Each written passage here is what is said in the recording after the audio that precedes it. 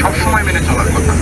এবং রাস্তায় যারা আমরা সাবধানে চালাবো গাড়ি, নিরাপদে ফিরবো বাড়ি। ব্যবহার করে এই স্লোগানে পটুয়াখালীতে ট্রাফিক সপ্তাহ 2024 উদ্বোধন। আমরা এই আইন কানুন জানি এবং আইন কানুন সবসময় মেনে চলবো। যেরকম বাইকে হেলমেট পরিধান করা, এবং যিনি যাত্রী থাকবেন 2 জনের বেশি না ওঠা, এবং যিনি যাত্রী থাকবেন তারও হেলমেট পরিধান করা। যারা গাড়ি চালান, ড্রাইভার সাবধানে চালাবো গাড়ি, নিরাপদে ফিরবো বাড়ি কে এই স্লোগানে পটুয়াখালীতে ট্রাফিক সপ্তাহ 2024 উদ্বোধন। নিয়মগুলো মেনে চলবো। ট্রাফিক সপ্তাহের উদ্দেশ্য হচ্ছে এই নিয়মগুলো একটু আপনাদেরকে মনে করিয়ে দেওয়া, যে আপনারা যাতে এই সপ্তাহে যে প্র্যাকটিসের মাধ্যমে যেন সারা বছর আমরা এই নিয়ম এবং বিধিবিধানগুলো মেনে চলতে পারি। তো আমাদের সাংবাদিক ভাইদের কাছে আমার অনুরোধ যে আপনারা আপনাদের প্রিন্ট এবং ইলেকট্রনিক মিডিয়ার মাধ্যমে এই ট্রাফিক সপ্তাহের প্রচার করবে মানুষকে।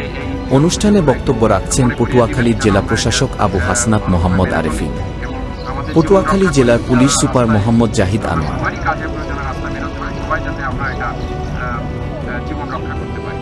কারণ কোন জাতি, একটু আগে মাইনুল বলেছেন যে কোন জাতি কত উন্নত, সেটি একটি ইন্ডিকেটর হচ্ছে সেই জাতির রাস্তা কত সুশৃঙ্খল, তারা কত সুশৃঙ্খলভাবে রাস্তায় চলাচল করে। তো আমরা যদি উন্নত জাতি হতে চাই, সভ্য জাতি হতে চাই, এটি আমাদেরকে অবশ্যই মেনে চলতে হবে আমাদের সকলের নিরাপত্তার জন্য। আমি এই বলে এই ট্রাফিক সপ্তাহ যাতে সফল হয় এই কামনা করে আমি অদ্য 5 অক্টোবর 2024 দুপুরে পটুয়াখালী ঢাকা কুয়াকাটা মহাসড়কের প্রবেশদ্বার বড় চৌরাস্তায় ট্রাফিক পুলিশ বক্স এর সামনে এ অনুষ্ঠান অনুষ্ঠিত হয়। অনুষ্ঠানে বক্তব্য রাখেন পটুয়াখালী সেনা ক্যাম্পের দায়িত্বপ্রাপ্ত কর্মকর্তা মেজর ফয়সাল। অনুষ্ঠান সঞ্চালনা করেন অতিরিক্ত পুলিশ সুপার পটুয়াখালী আহমদ মাইনুল ইসলাম। পরে সড়কের বিভিন্ন যানবাহনে স্টিকার ও লিফলেট বিতরণ করেন জেলা পুলিশ।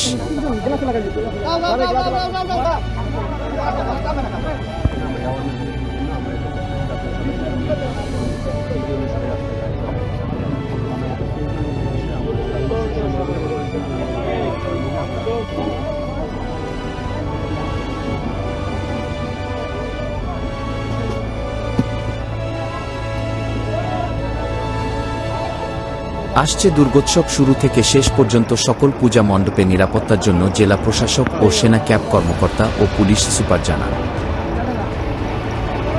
এবং সকল উপজেলা নির্বাহী অফিসারের কার্যালয়ে কন্ট্রোল রুম খোলা হয়েছে শারদীয় দুর্গাপূজা উপলক্ষে। সকল পূজা মণ্ডপকে 3 ক্যাটাগরিতে ভাগ করে আনসার এবং বিজিবি সদস্য স্থায়ীভাবে সেখানে নিয়োগ দেওয়া হয়েছে। সময় থেকে আমাদের আওতা রয়েছে আমাদের যৌথ বাহিনীর যে মোবাইল পেট্রোল টিম থাকবে, আমাদের মোবাইল পেট্রোল টিমের মধ্যে সবগুলো পূজা মণ্ডপ আমরা আমাদের কাভারেন্সের মধ্যে রাখবো। ইনশাল্লাহ এই আমাদের সকলের চেষ্টায় এই পূজার সময় এবং পরবর্তী আমাদের যে বিভিন্ন কার্যক্রম আছে এই সময় আমরা সঠিকভাবে দায়িত্ব পালন করে কোনো ধরনের কোনো ঘটনা বা কোনো ধরনের কোনো ইনসিডেন্ট ছাড়া আমরা এই সময়টা পার করতে পারবো ইনশাল্লাহ।